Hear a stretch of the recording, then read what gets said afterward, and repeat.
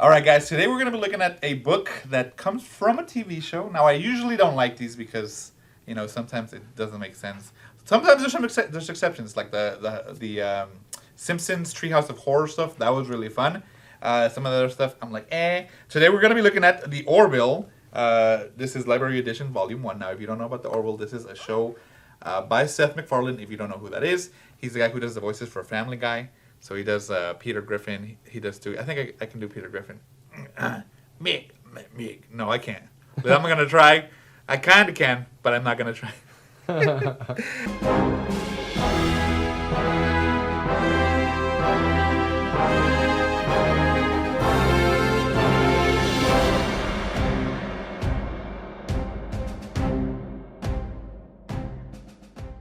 we're going to be looking at that book. Here is the front. Here is the spine. And here is the back. So it is kind of like a spread. And if you've watched the show, it kind of has all of the characters that they've shown in there for the, I believe it's on the third season. So from the first 3 seasons. But yeah, it's a comedy. It's supposed to be a spoof of the Star Trek show. And it originally was just going to be like a one season kind of thing, but people really liked it. They enjoyed the comedy of it. They enjoyed the sci-fi aspect. So it's been going on, and it's still going now. So that's interesting. So this is 6 stories not shown in the TV show. So it's definitely adds to the universe of the Orville. But if you don't read this, it's okay. You can still watch the show and enjoy it. This just kind of adds to the to the value of the universe. If you haven't watched the show, then I would suggest watching it first before you buy this book. But like I said, if you watch the show and you like it and you want some more stories about the characters in the show, this would be a great little book to get. Well, it's not little. It's actually pretty big. The pages are great. These are real thick. I really like them. It's a semi-gloss, and it makes the color pop. Look at this. The colors pop really well. I really am impressed with the quality of the paper on this. Shout out to Dark Horse for this one.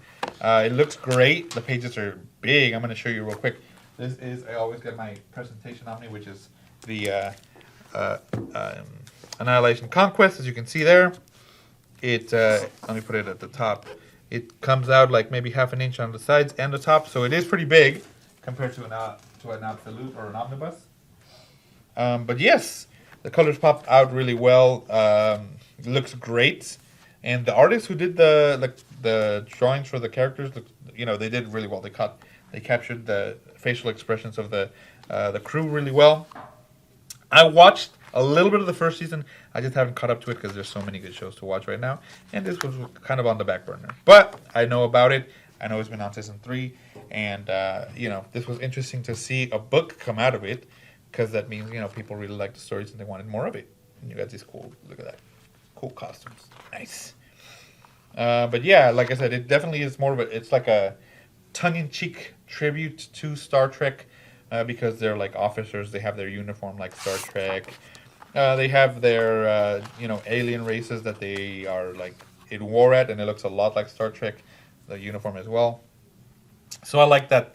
It's kind of like, making fun of it, but also like respecting it and honoring it in the show. It's definitely much more comedy than Star Trek, which used to take itself very seriously. On some episodes, some of them are pretty funny if you watch Star Trek. Some of them are like very out there. But look at this. This looks great. The art on this is amazing. I'm super impressed with it. I didn't think they would get somebody who can do a lot of work like this. I really like it. Most of it looks really good. I am, like I said, super impressed with it. This looks cool.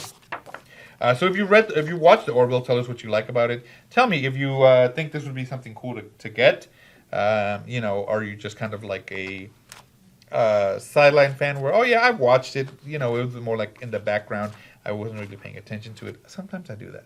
Sometimes when I'm reading like comic books, I'll put something on the TV just to watch in the background, and then like if I really like it, I'll watch it. Family Guy's actually, I'm not gonna lie, Family Guy and The Office are my go-to just kind of background noise because like it has music, it has like funny stuff, but I don't have to focus on it because I've seen a lot of it.